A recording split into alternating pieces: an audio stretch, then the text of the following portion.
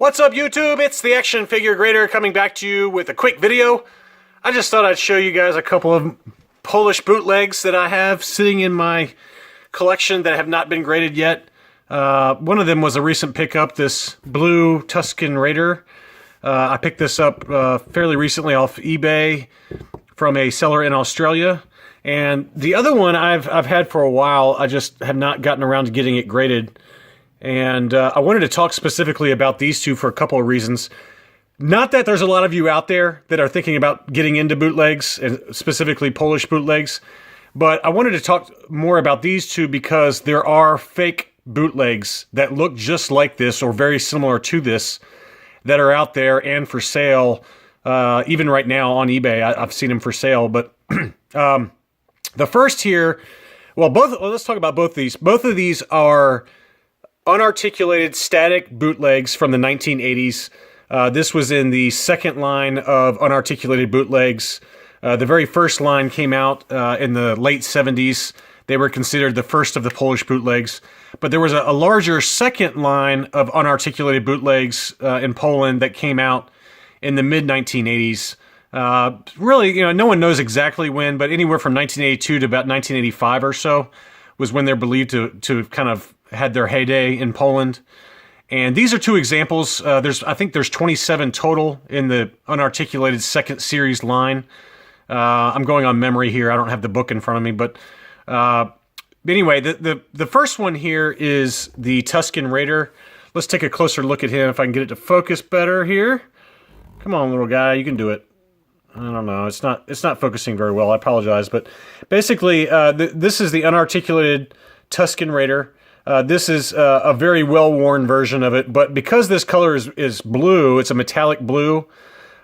These are very, very difficult to find. There's not many of these blue Tusken Raiders out there. The most common colors are the standard kind of tan, which is more in line with the Kenner line, and the green. There's a light green version of this figure as well. Those two are the most common. You do see orange and a few others, but the blue is one that you do see pretty regularly. There's also a bright yellow, and I believe also a red version of this. But this blue color is tough to find, so I did go ahead and pick it up just because it was not that expensive. And obviously the paint wear is pretty heavy on it. The bandolier across his chest and his belt, as well as some areas around the face, and then the gloves are all supposed to be like a gold, like a dark gold color. But as you can see, the paint is worn off pretty heavily on this one. There are a lot of fakes of this figure, and a couple of things will give that away. If you see ones without the four horns on the top, either it's a heavily damaged Polish bootleg, or it is possibly a fake. There's a remake or remold of this figure that comes in a rubberized kind of plastic like this, that does not have the horns, and oftentimes the colors will have swirls in them. For example, there's one on eBay right now that's kind of a purplish and white swirl to the rubber that is basically just a custom, I call it a knockoff instead of a bootleg. These were made fairly recently. They are not worth anything, and they are considered trash by bootleg collectors. And you can pick them up for about $30 to $40. If you know what you're buying and you're okay with it, then knock yourself out.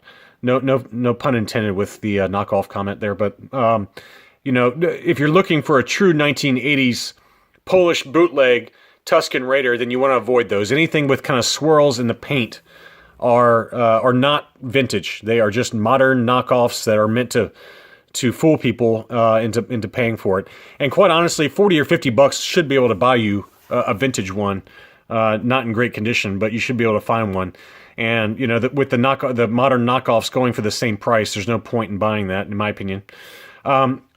Same thing with the IG-88 here. This is a 1980s unarticulated bootleg, very, very similar in mold. It's basically made off of the Kenner mold. You can see all the, this is one of the cooler Polish bootlegs because there's so much detail in the actual figure.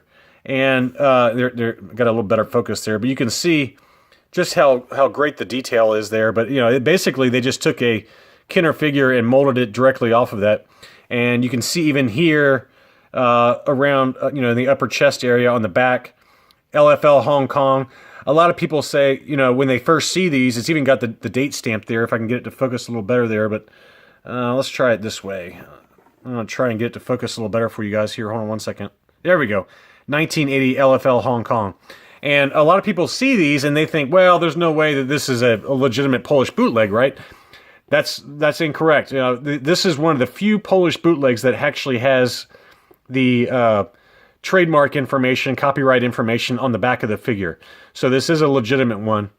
And then there are some modern knockoffs of this one as well, most of the time in silver. It's a little bit less bright than this one, but the modern knockoffs look almost exactly like this. It's almost impossible to tell them apart, so you got to be really careful. But they're out there, so you got to be really careful. This one's in excellent condition, though. I bet it'll get like an 80 or an 85 grade when I send this one in. But this is just another static bootleg example. As I said earlier, I believe there's 27 total in the second series of unarticulated bootlegs, and then across those 27, there are, you know, multiple color variations for each one of these figures. So, and I can't remember if I shared this in a different video. I apologize if I have already, but, you know, based on the author's book, Far, Far Away, that covers the Polish bootlegs, if you were to try to collect every variant of Polish bootleg and every color variant, you're looking at almost 5,000 figures. So it's impossible to get them all, you know, unless you're super rich or have like a mansion to display them all in. But you know, that's kind of what appeals to me about these figures, is that there's just infinite collectability if you're collecting different color variants and things like that. So anyway, just a quick video to kind of mainly to warn people out there who are considering getting these bootlegs to be careful that you're not buying the modern knockoffs that look just like the vintage figures, except for some very minor differences. Most of the time, sellers disclose it. Sometimes they call them prototypes.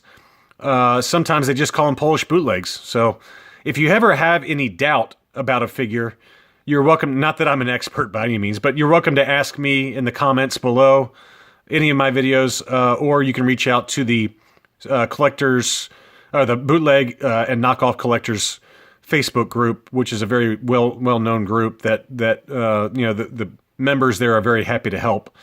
And somebody posted about these figures, these modern knockoffs here recently, and you know, everyone was very quick to point them out that they were not vintage Polish bootlegs, and they are in fact modern knockoffs that look almost exactly like them. So it's just, you know, that's the one problem with collecting bootlegs, is that you got to be careful to know what you're buying. And I've been burned before myself with some modern junk that I thought was vintage, and you know, so I've learned a lot over the last, you know, year or so.